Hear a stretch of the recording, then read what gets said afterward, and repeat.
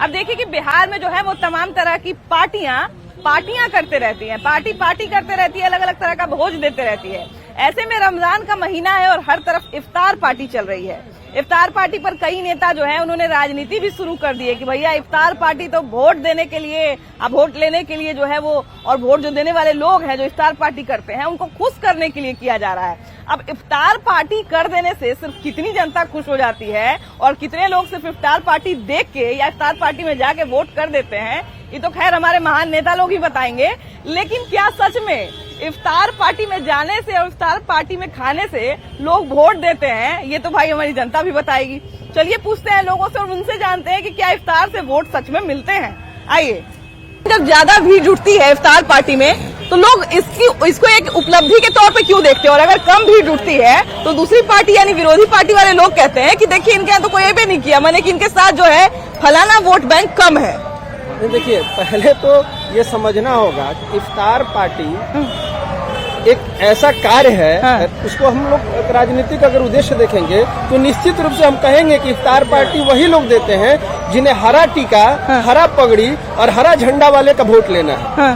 तो इस प्रकार का जो सेकुलरिज्म का एक एग्जाम्पल है, उसमें आप दिखेगा इफ्तार पार्टी का जो राजनीतिकरण की जो चर्चा आप कर रही हैं, बिल्कुल वो सही है। लेकिन उससे फायदा उसी को मिलता है जो इन चीजों में बंधे हुए हैं, जो हरा चंदन लगाते हैं, हरा पगड़ी बांधते हैं और हरा झंडा लेके घूमते हैं। तो क्या नहीं, मैं भगवा लेके घूम रहा हूँ और लोगों को पता है कि मैं भगवा चंदन लगाता हूँ, तो मैं इफ्तार पार्टी क्या कोई भी पार्टी दे दूँ मुझे वोट देने वाले नहीं। उससे क्या होता है? आप शाम को अगर इफ्तार पार्टी में जाएंगे, चंदन मिटा लेंगे, इसके जगह हरा गमछा डाल लेंगे, एक टोपी पहन लेंगे तो इफ्तार पार्टी हो जाएगी। उसमें कौन सी बड़ी बात हो जाएगी? बस वही है कि उसमें रंग का फेर है। हम भगवा रंग वाले हैं तो भाई भगवा वाले आएंगे। होली मिलन, आपने कहा होली मिलन का राजनीतिकरण नहीं हो सकता, क्योंकि उसमें जैसे अब देखिए संविधान में जब संविधान पहली बार लिखा गया तो उस समय अपना देश पंथ निरपेक्ष था। ये जो सेकुलरिज्म के एजेंट हैं, हम नाम नहीं लेंगे, सेकुलरिज्म के एजेंटों ने पंथ निरपेक्ष को धर्म निरपेक्ष बनाया अपने देश में। तो ये धर्म निरपेक्षता का एक तरोताजा उदाहरण है जिसका पूरी तरह से राजनीतिकरण हुआ है। अच्छा, क्या अपने आप को, बहुत सारे नेता जो है वो अपने आप को जानबूझ के धर्मनिरपेक्ष दिखाने के लिए भी ऐसा करते हैं क्या? नहीं, सब राजनीति के लिए हो रहा है। आप तो मतलब उससे क्या वोट मिलता है? वोट बढ़ता है? इफ्तार पार्टी में दावत आम जनता को थोड़ा मिलता है, केवल नेता ही को मिलता है। ये भी बात सच है। आम जनता के लिए खोलेंगे इफ्तार पार्टी नहीं करेंगे, केवल नेता ही जाता है। जबकि हमको जहाँ तक पता है जाता है, जबकि जनता का वोट लेना रहता तो जनता के लिए इफ्तार पार्टी देते हैं। जबकि हमको जहाँ तक पता है कि इफ्तार के माध्यम से, इफ्तार का तो उद्देश्य ही यही है कि जो गरीब है वो कोई भी गरीब रमजान में भूखा न रहे।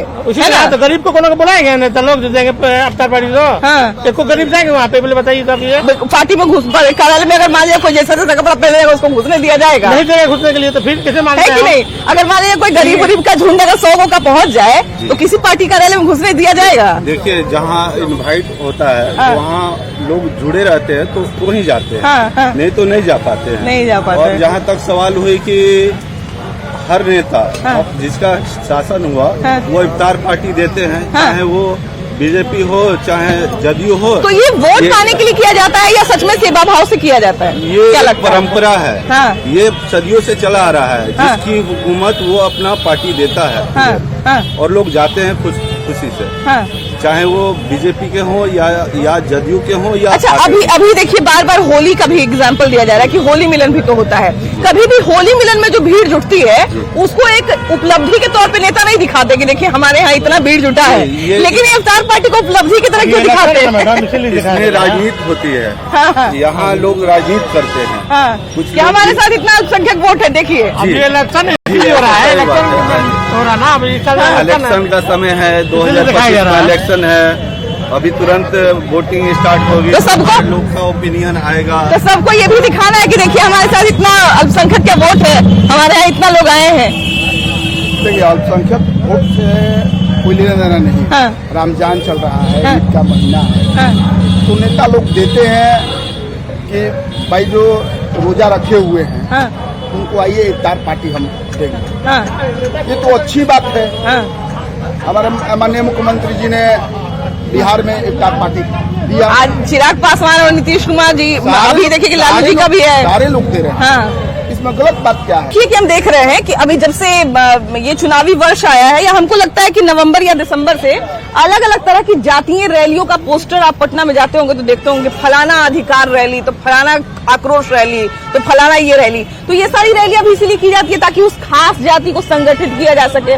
उसमें आप ऊपर में देखिएगा कि बड़े नेता का पोस्टर लगा रहता है, लेकिन उसको करवाने वाले कुछ न कुछ जिलाध्यक्ष ऐसे टाइप के लोग होते हैं। इसी तरह से इफ्तार पार्टी में भी जब लोग आते हैं और बड़े बड़े नेता आते हैं अल्पसंख्यक समाज के, तो उसको एक उपलब्धि के तौर पे देखा जाता है या दिखाया जाता है कि देखिए हमारे यहाँ फलाना आदमी आया है, तो मतलब समझ लीजिए कि हमारे साथ कितना मुस्लिम वोट है। देखिए, जाति रैली या धार्मिक रैलियां होती ही इसलिए है ताकि सीधे सीधे वोटों को सधा जा सके।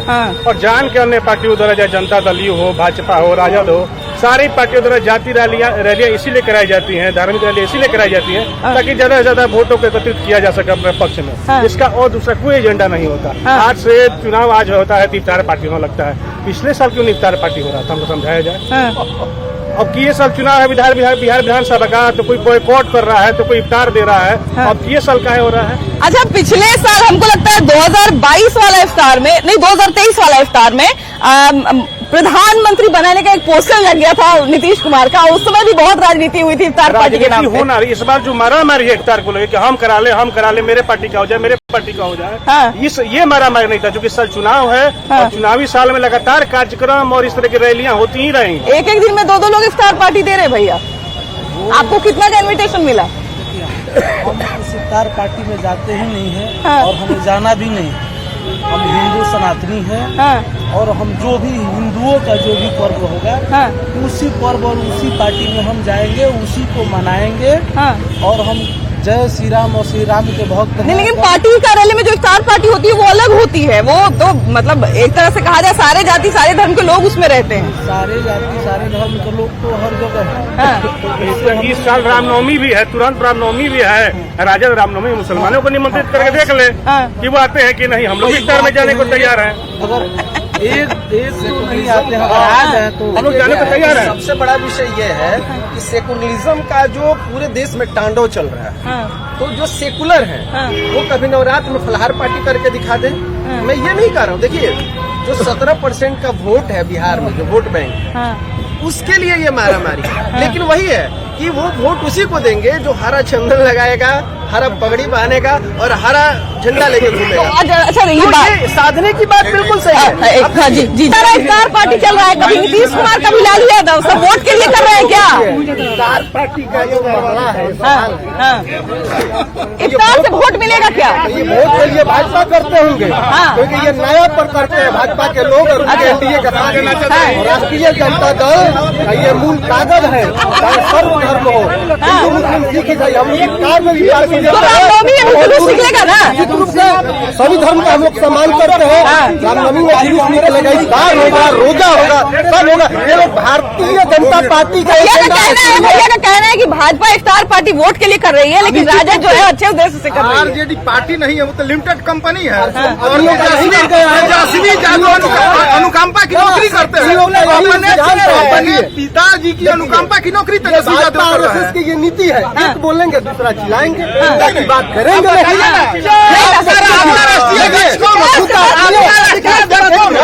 मुद्दा को भटकाने के लिए इनकी कितनी बड़ी साजिश है। जय श्री राम करने से समस्या का समाधान होगा। मुद्दा पर करेंगे नहीं। मुद्दा सर इनका देखिए भैया आगे आइए ना। मुद्दा की बात कर रहे हैं। आपका मुद्दा हमारा सुनिए, हमारा मुद्दा ये नहीं है कि धर्म प्यार में राजनीति करे। आप इधर चोरी के भैया सुनिए